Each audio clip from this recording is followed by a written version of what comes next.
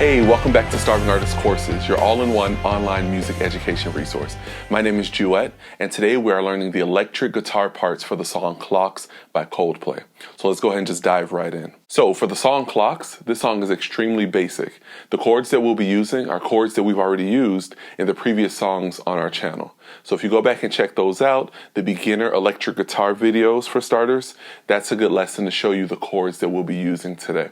But it's really simple. The only difference here is that we're putting a capo on fret 1.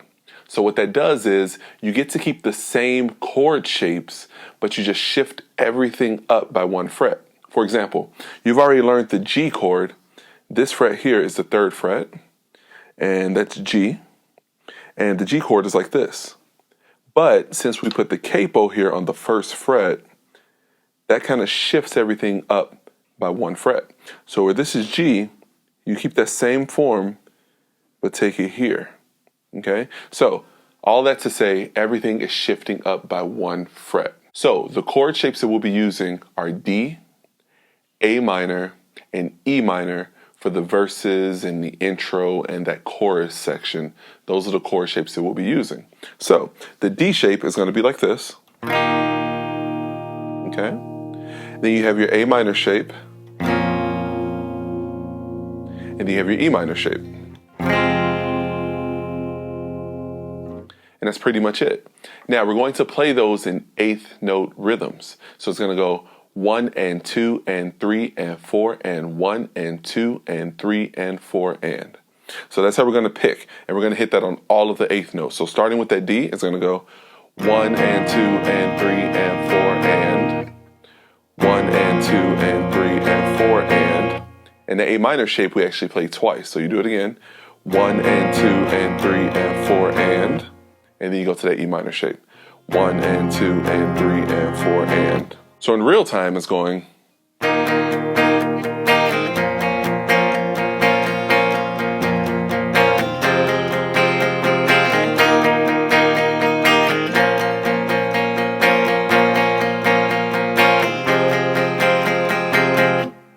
And notice I'm hitting that on all of the 8th notes, okay? Now, a couple of things to keep in mind. When you play that D shape, you're not gonna strum all 6 of the strings. You're only gonna strum from this string, which will be the D string, and down, okay? When you go to that A minor, you can strum the 5th string down to the 1st, so here. But when you play that E minor chord, it's okay to strum all 6, okay? Because all of those notes fit in that chord, so you can go. Okay, so as you strum, try to avoid those other strings on the D chord and the A minor chord. Now, as I mentioned before, these chords that we're using are in the intro, the verse, the chorus. It's all the same, and it does not change at all. So you already pretty much know 75% of the song from what we've just done. Now, the way that you can mix it up to differentiate it, because you don't want to keep the same exact feel in each section. Even though you're playing the same chords, you can make a different feel or different dynamics in different sections. So what I suggest is in the big parts, when the drums are big and the piano is big, I will go ahead and strum everything a little bit more open. But then when you get to the verses, make it a little tight. So in the intro, you can start off strumming a little bit more open, like this.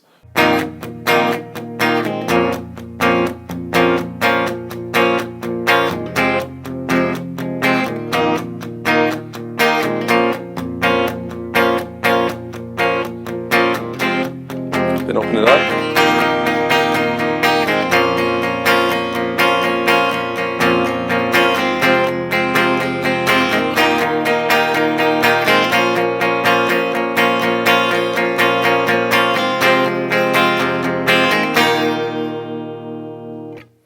Okay, and that's how you can make each section sound a little bit more different, okay? Also note, the technique that I'm doing as I pluck the strings is in sync with what the piano riff is doing. So whenever there's an accent on the piano, that's when I accent my plucks on the guitar. So it's going.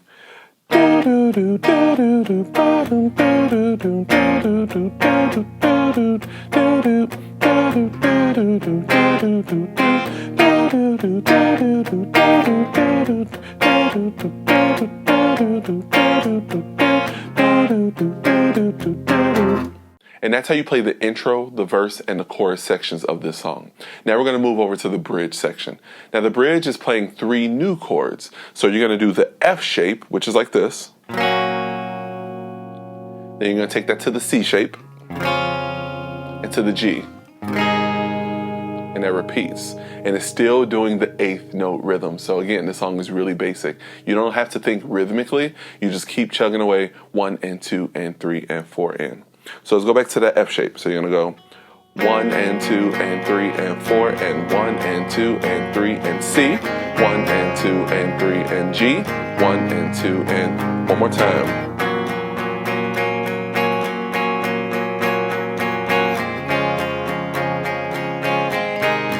Then they do that again.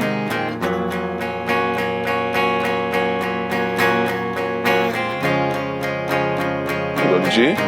Now here on the F you stay. 2, 3, 4, 1, 2, 3, 4, 1, 2, 3, 4, 1, 2 on the D.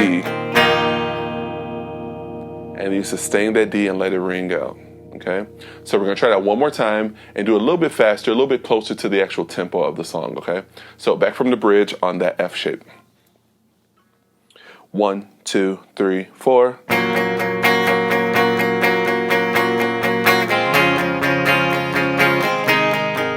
Again.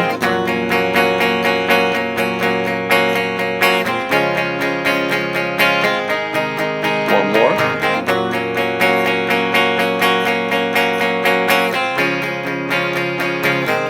And right on that F.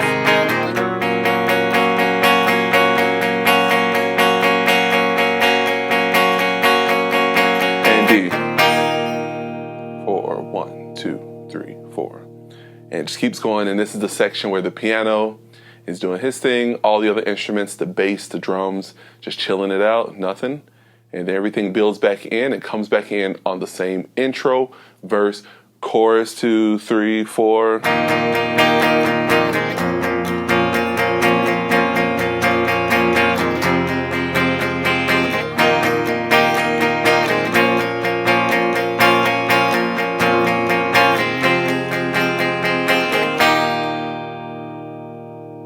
Now, the last thing that the guitarist does is at the very end when everything is fading out and the guitar is doing this little lick at the end, and it sounds like this.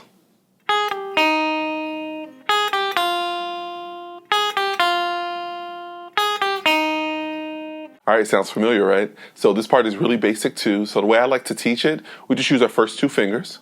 You're gonna put the second finger on the 4th fret of the 1st string, then the 1st finger on the 3rd fret of the 1st string, and then you're going to bring this second finger up to the 2nd string, 4th fret. So it goes. That's the first, because there's 4 groups. So that's the first group right there. Then after that, you're going to go back to that 4th fret on the 1st string, 3rd fret on the 1st string, and then just hit that 1st string open. And you do that twice. Then you take it back to what we originally did from 4th, 3rd, 4th on the 2nd string. So together it's going.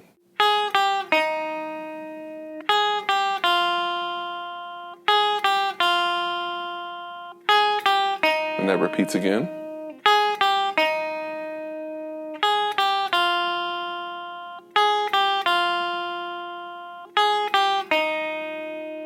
And it just kind of keeps repeating until the end of the song. So before we do this up tempo, I want to mention that this actually starts on the and of 2. So you're going to go 1 and 2 and 3 and 4 and 1 and 2 and 3 and 4, 1 and 2 and 3 and 4 and 1 and 2 and 3 and 4 and 1 and 2 and 3 and 4 and. Okay? So now let's go ahead and try it a little bit faster, closer to the tempo of the actual song. 1, 2, 3, 4.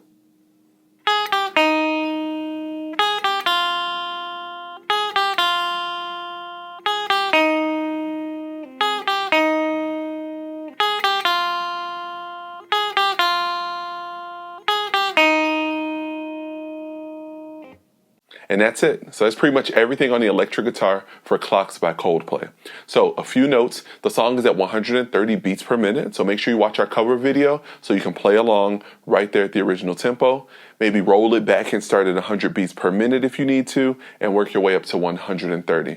Also keep in mind those different sections. Try and practice to play the strings open, and then also try and keep it a little bit more tight in those verses as we mentioned earlier.